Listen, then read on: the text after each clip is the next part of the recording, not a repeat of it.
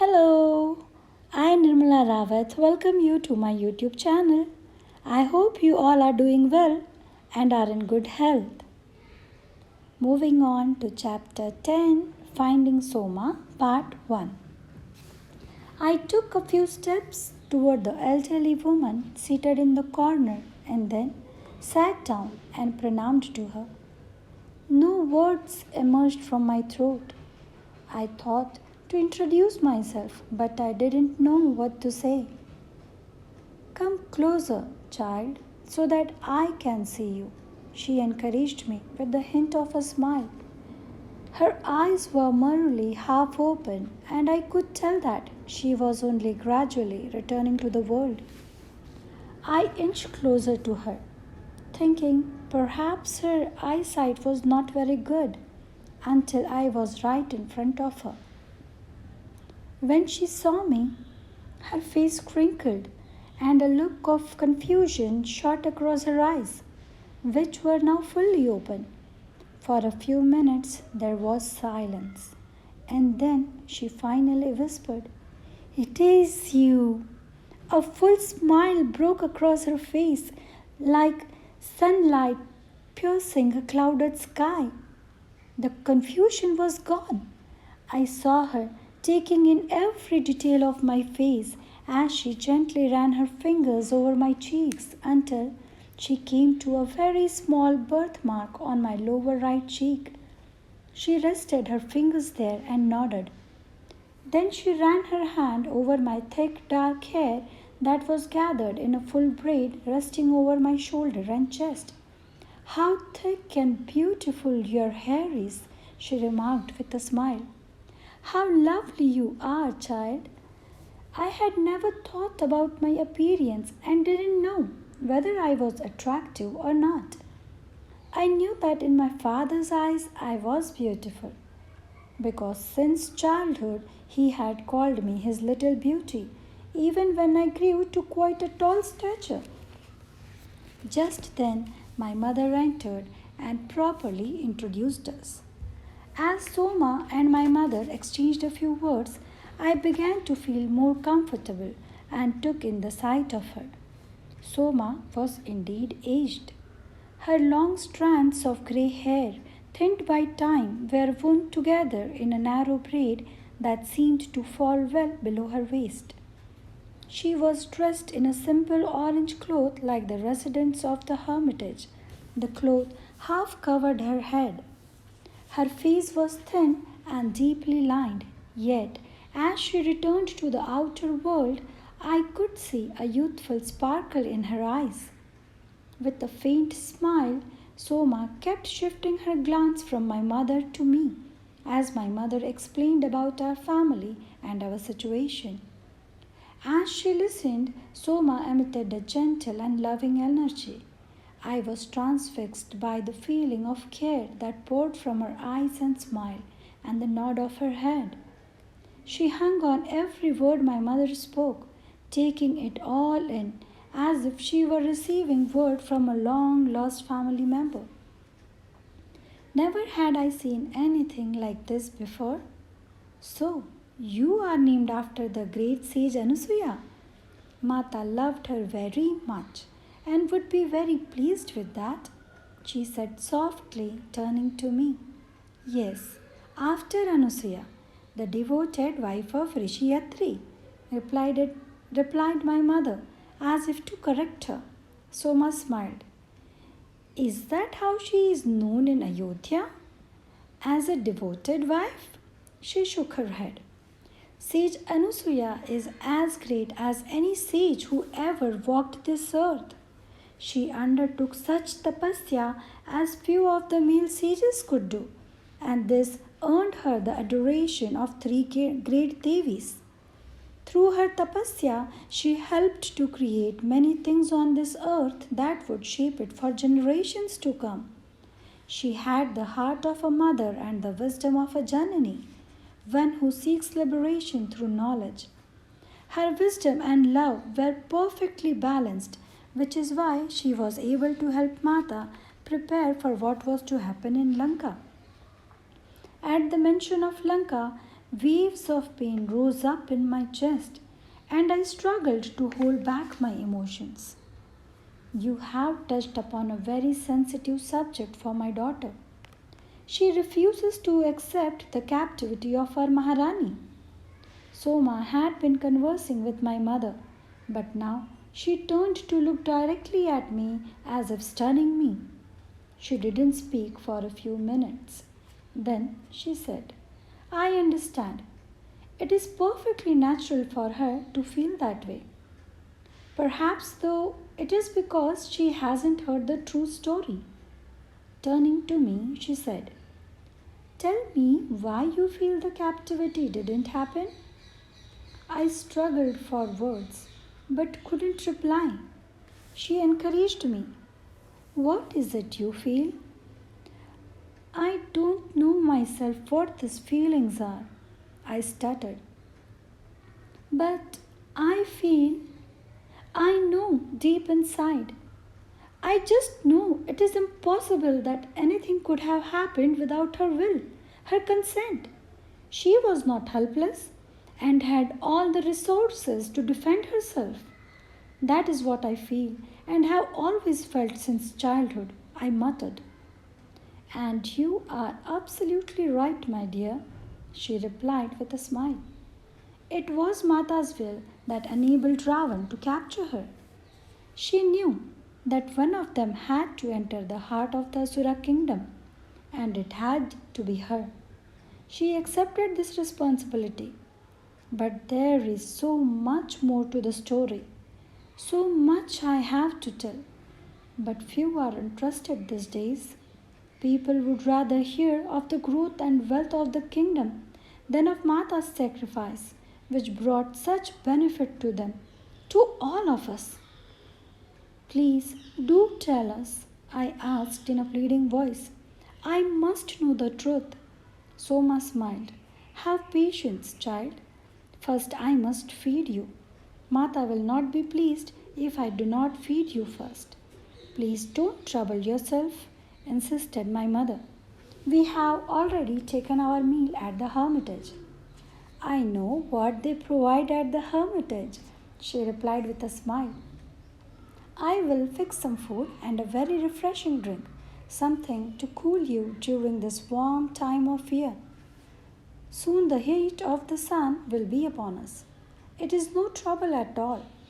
It is Mata who will be serving you through me.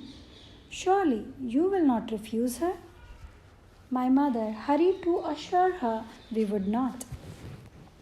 She helped Soma to her feet and held her arm as Soma led us to the kitchen area outside behind the hut. Soma's word had already given me considerable ease of mind. Although I was eager to hear her story, I didn't mind waiting. We were in no rush. We watched as she fixed a light, delicious meal of vegetable and wild grains, accompanied by a refreshing drink made from crushed berries. The meal far surpassed what we had had at the hermitage. As we were eating, Soma caught sight of a lone ascetic passing through the forest trail. She motioned him to join us for the morning meal. Soma never fails to feed us, he said, gladly taking a seat and accepting the food Soma offered. What would Mata say if I did not? I have to answer her, you know. He smiled. We ascetics reap the benefit of that. Often we receive alms at the hermitages, but nobody feeds us like Soma. That is Mata's command. She often said to feed all who come, not with the leftovers, but with the best there is. Is that how it was in Mithila? I suddenly asked. She nodded. It was Janak Baba and Sunainama who started this practice. Their household and their kitchen were always open to the sages, the ascetics, any wanderer. It was a custom Mata brought to Ayodhya. She smiled, as if reminiscing sometimes in Mithila. So many would come that there would be nothing left. Those of us who worked in the kitchen didn't know what we would do. But just at that moment, a farmer would arrive with supplies for us. More would always come just in time. Janak Baba used to say that this was the way for all to benefit from the gift of giving. Mata practiced this until the last day of her life on earth, and I will continue it until she comes for me. I hope that won't be any time soon, replied the ascetic as he finished his meal and cleaned his hand and face with the water Soma had brought him. I am ready any time and have been. I often wonder why she leaves me here. Perhaps it is to keep feeding us and to pass on your stories, he replied gratefully as he took his leave. Soma grew quiet. It seemed her mind was still on the past. A few minutes later, she picked up the thread of her story. During the long drought, many people in the kingdom suffered and it caused Janak Baba great pain. That was when he opened his kitchen to anyone who came asking for food. One day, a couple was turned away by a new servant because she saw that there was barely enough left for the household. Janak Baba called her to him. When she explained to him her reason for turning them away, he wasn't angry, but he told her that in the future he and Sunainama would go without food if there was any shortage. No one was ever to be turned away. He insisted on finding that couple himself and bringing them food. This incident took place before I came to the palace, before Mata was even born.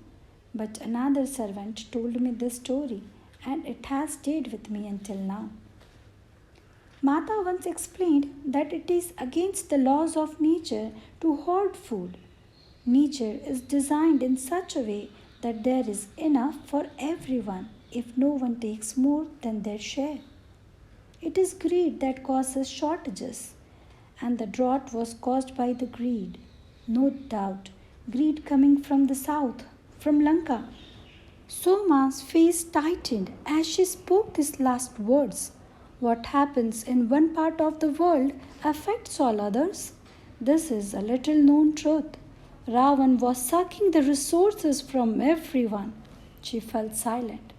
It must have been difficult to leave Mithila, I commented quietly. Soma turned to me and asked in surprise, how could we leave Mithila? It was so deeply embedded in all of us. Mata used to say, we never left Mithila. Mithila came with us wherever we went. But I will admit, it was difficult to be physically parted from Janak Baba, who was father to everyone. I dare say he was connected to every person in the whole kingdom. She smiled. I remember that last moment when we really had to say goodbye. He took all 4 of us servants who were accompanying Mata into his arms and said, you too are my daughters.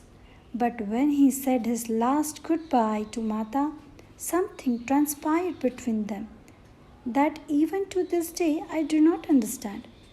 I think they were affirming that their contact would now take place on the inner planes because Mata often received messages from him. The night before her departure from Ayodhya, he came and blessed her, and the same was true before the captivity. When we left Mithila, it was Sunainama who was the most distressed, as she was losing both her daughters. She gave each of them a piece of jewelry that she had received from her mother on her wedding day when she came to live in Mithila. This touched Mata deeply. The only piece of jewelry besides her hair comb that Mata took with her during the exile was the pendant she received from her mother. The pendant was very precious to her, and later she gave it. Oh, but that is a story for another day. Soma looked up at the sky. The sun was nearly in its midday position. Surya Dev, you are surely spreading your heat. Come, It is getting too warm. Let us go inside. Then we won't be distracted by the many animal visitors that come here. They come in memory of Mata and receive the offerings of food I leave them. She belongs to them as well. As we followed Soma back inside, she continued to speak. Before we arrived in Ayodhya, Maharani Kausalya surprised us all by bringing artisans from Mithila to decorate Mata's room, so they would be like the ones at home. And she sent her cooks to Mithila to learn how to prepare our food specialties. She wanted Mata to be as much at home as possible, and that moved Mata a great deal. Even before she set eyes on her, the Maharani said she had come to love Mata. She paused and then added, Mata was very beautiful, but she never paid much mind to that.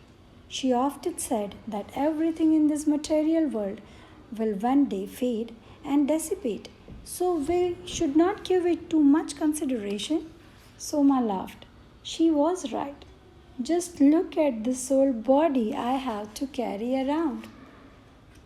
Once we were inside, she returned to her seat in the corner. For the first time, I looked around the small room that composed her hut. I had not noticed anything when I first arrived. So taken was I with the sight of Soma. In a corner of the room was a bed of straw and grass with a cloth thrown over it for a cover. In the corner where Soma sat was a small area for puja, with a statue of a woman that looked like Maharani Sita decked in flowers. Many flowers and items from the forest, leaves, stones, and such beautified the puja area. My mother was glancing around the room to see whether we would sit, but Soma had already taken 2 cushions and placed them close to her. A cover of a woven cloth was placed over most of the dirt floor, and a number of woven cushions were piled up by the puja area, clearly awaiting her guest. Perhaps you are tired, my mother said. Much time had been taken up with the preparation and eating of food, and my mother was concerned that we had tired her. We can return in a few hours after you rest. Rest? I have no need for rest, she replied, shaking her head. I will answer the questions that have drawn you here. Come, sit beside me. She closed her eyes and was quiet for a while. Then, with eyes still closed, she began to speak. Her voice had changed, and it was as if another was speaking through her. Thank you. Keep up supporting me. Please do listen full videos. And the rule comes first. Watch, like, comment and share. Thank you. Jai Shri Ram.